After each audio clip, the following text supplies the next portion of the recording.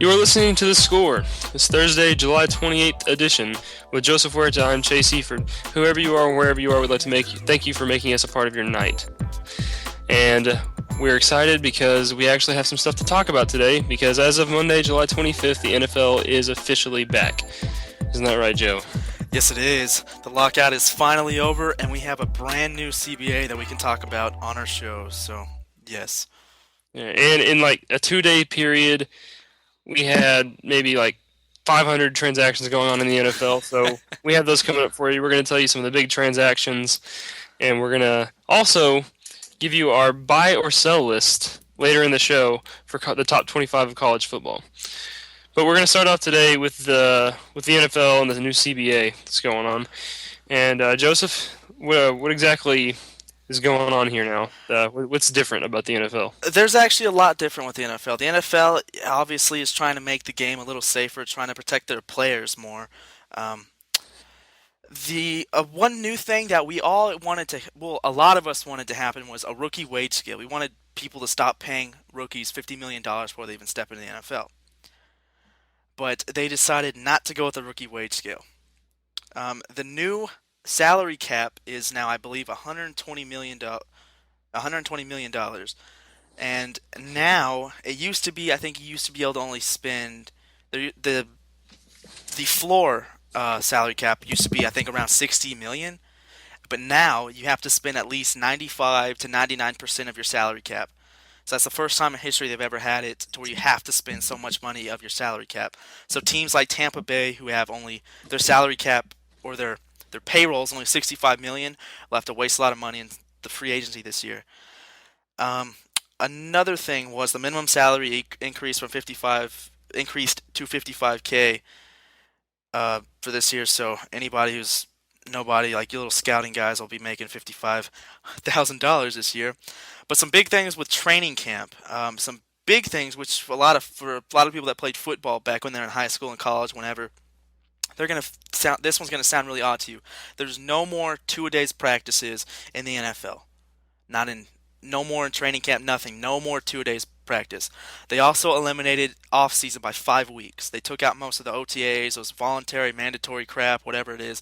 It's just basically training camp is basically the only thing in the off season now. Another thing, they only can have one padded practice per week. And for anybody who plays football, you're like, why didn't they do that when I played football? But so yeah, now it's um, if you do have a second practice during a week, they can have, or during a day, it has to be a non-helmet walkthrough. And let's see, they the spring semester is now limited to 9 weeks, and the veterans don't have to report until the third week of April. And OTAs have been reduced from 14 to 10 weeks. So those are the main things that have been changed in the new CBA. So yeah, what do you think about that, Chase? Um, well, it's all basically, you know, it's based around safety, and there's nothing wrong with that. Most of the things that are the decisions that they made, I don't think will really affect the game negatively at all. The only difference, I mean, obviously everyone's going to be mad about something because not everybody's ever going to agree 100%, and that's why this whole thing happened. But I guess if whatever betters the game, in the long run, I guess it's cool with me.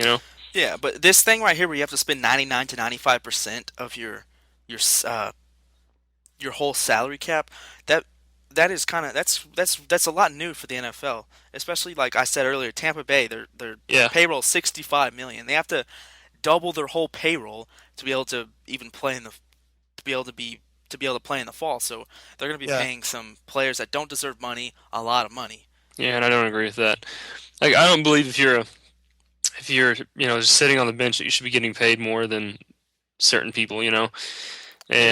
and in that kind of setup, that's what's going to happen is you're going to have guys that don't do anything, just sitting back, relaxing, getting paid, millions of dollars. And Yeah. I don't know why they would want to do that, honestly. I don't know either. It's very strange. I mean, you look at the NBA, like the NBA is all whining that they're losing money. The only reason they're losing money is because every organization is overpaying players. And they think of this, there are teams that have to overpay players to be in compliance with the new salary cap rules.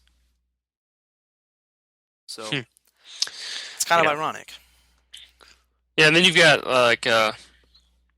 like you said, like teams like Tampa Bay, who are really they have a lot of room to do stuff because they haven't gone crazy the last few years like other teams have, and they're not having to dump Their players. roster is mainly comprised of players that are still on rookie contracts because Yes. their team is extremely young. Hmm. But then you've got teams like Dallas and Baltimore who had to dump like big time players because they're over the cap limit and stuff, which it happens every year, Well, but the still. cap limit was actually increased, but it's just the floor. They have a minimum cap also, and that was increased. So Yeah. It's a lot of technical stuff. It's a yeah, there boring business. is. It's a boring business side of football. Yeah, if you do want to look up more about the CBA, you can look up on Sports Illustrated. They have this very helpful um, page where you can just look and they break down the CBA very well, and you're able to just look whatever you and just find everything about it if you want to look it up more. So just look at Sports Illustrated and you'll be able to find it there. All right. Well, what came along with this whole reinstatement of the NFL thing was what we've all been, which is what keeps the score afloat during the NFL offseason is transactions going on in the offseason. And since there wasn't a lockout, we had nothing like that to talk about, which is why we've been gone for 2 weeks. But here it is, like literally hours after the lockout ended and they were allowed to do this kind of thing. Just people started getting traded and signed and released, and it was pandemonium. I get ESPN texts, and one day I woke up with 15 texts that have happened, but between the hours of 10 o'clock and 11 o'clock. It was crazy. But some of the biggest ones that happened, obviously Reggie Bush is probably one of the biggest news stories because he was traded from New Orleans to Miami and was signed to a 2-year deal in Miami. And Joseph, what's your take on Reggie Bush going to Miami? What do you think's going to happen there?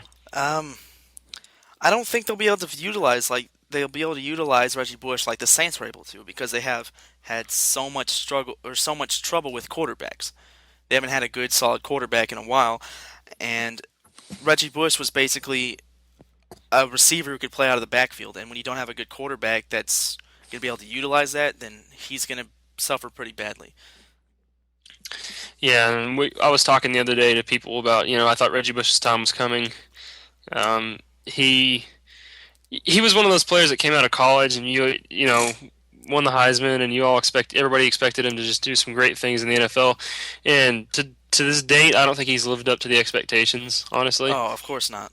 But I mean, he has a Super Bowl ring and all this stuff, but I think it's mainly because of injuries, because he's had a few like last year he was out for was it 6 weeks, Yeah, something like that, and plus the game's different in the NFL. You saw him in college and he was able to just not be touched by defenders because of his speed and cuts, and but then he's up against guys like Ed Reed that's not gonna take that kind of thing. I think that's one of the that reasons are why. just as fast as he is. Exactly. They're just as fast as him, and they're not easily fooled by like the juke and stuff like that.